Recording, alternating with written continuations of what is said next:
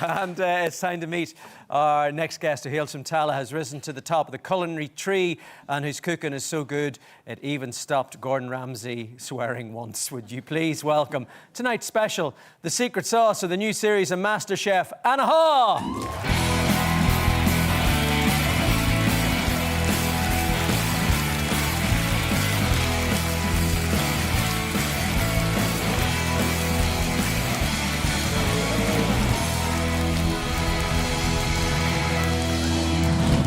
Welcome to the show. How you do? Look, she's got a smile on her face. How does it feel? The new co-host of one of the biggest cooking shows in the world. Well, right now, all I can think about is that I'm on the Late Late Show.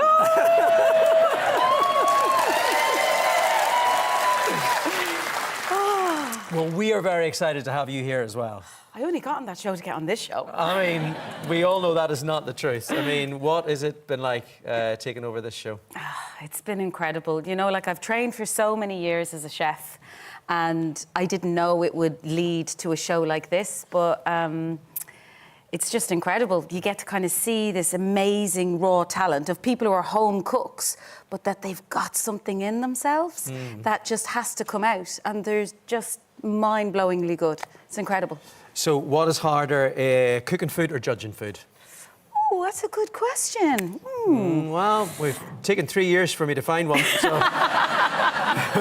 So no, I would say that it took me years and years to train as a chef, so that's very hard. But I don't think I'd be able to judge food if I hadn't have learned how to cook first. So chicken and egg, chicken and egg. Are you sympathetic? Are you sympathetic, or do you give it to them as? Oh, I'm very firm but fair, but every mistake they've made, I've made. Maybe I didn't put flour in hollandaise, but still, every mistake that a person can make, I have done. So it's all part of growth, and there's no point tricking them and pretending like you don't see when they've done something wrong. People want the respect they get from actually being honestly judged, but in a nice way. Like, I don't want to make them feel bad, but I don't want to lie to them. There you go. Okay, well, look, here's a little clip which encapsulates all of that.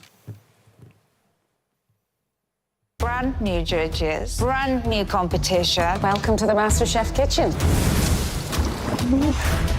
I'm really impressed. I would eat the whole lot. Mwah. Let's find some talent.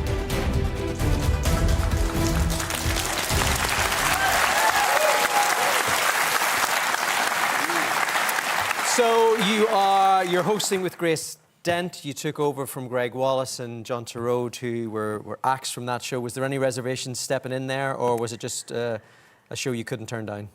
Honestly, the show was all about the contestants, and if I went in there focused on anything else, I dropped the ball.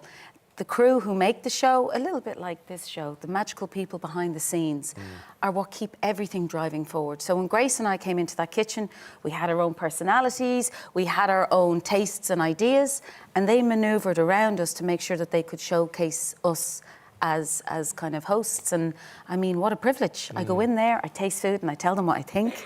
It's a dream. You're talking about your tastes. They started out at the table in Tala. Yeah. Was good food always on the menu at home? Yeah, my mother always made everything homemade. And I would say that Dad was very adventurous. So when we would travel, you know, we'd pick up like jars of baby octopuses, or, you know, different pickles and things like that. So we always had kind of... Jesus, get you with your baby octopuses. Oh, you know, first fancy.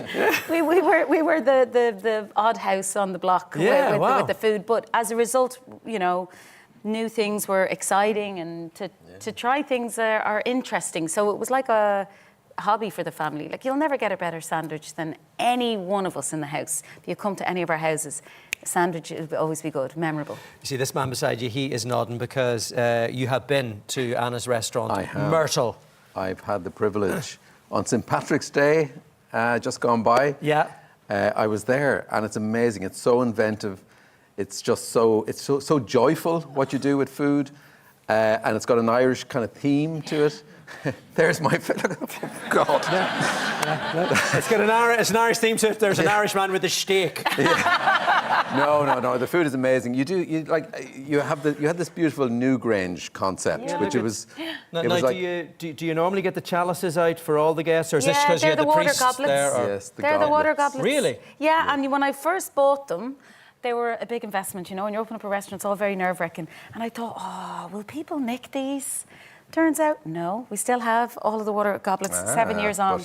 And it's like... But yeah, it keeps the water nice and cold. And that's James in the photo. James is a huge fan of Ardle. So, oh my God, he lost his mind when you were coming in to eat. And I thought if I didn't bring him upstairs, he might, explode. So, no, it's amazing. It's amazing. I mean, I felt it was a kind of desecration or sacrilege eating Newgrange. I mean, you create this dish in the shape of Newgrange. It's ridiculous. Oh wow! Yeah, it's amazing.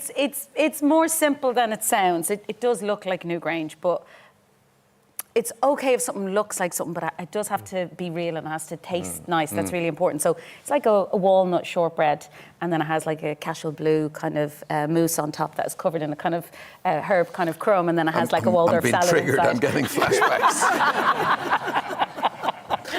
But honestly, it's the whole meaning of my job is that I can cook for people and that they enjoy it. Like that's. I mean, you're talking about this, it's a great privilege, it's a lovely job, you're smiling with it, but professional kitchens are pressurised. You started in Dublin, you went to London, you went to Paris, and what is that environment like? I think it's the best environment in the world, and it does have stresses, but as time goes on, we're all more educated, we're more organised, we're better communicators, we take care of ourselves better, mental health.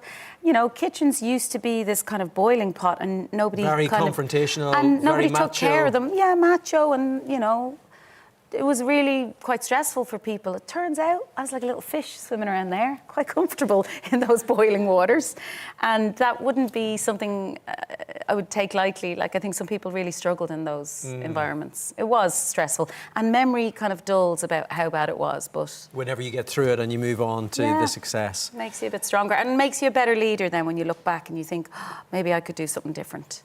There are very few people that put a smile on Gordon Ramsay's face.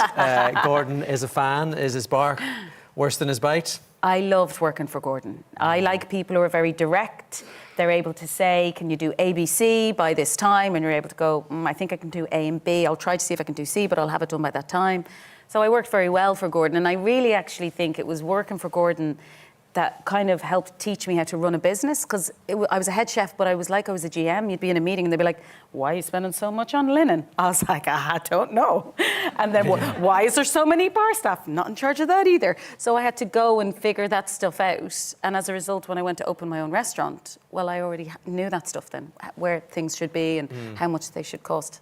Am I going on too much about that? You're definitely not. You're definitely not. You have your own little judge at home, little Oisín.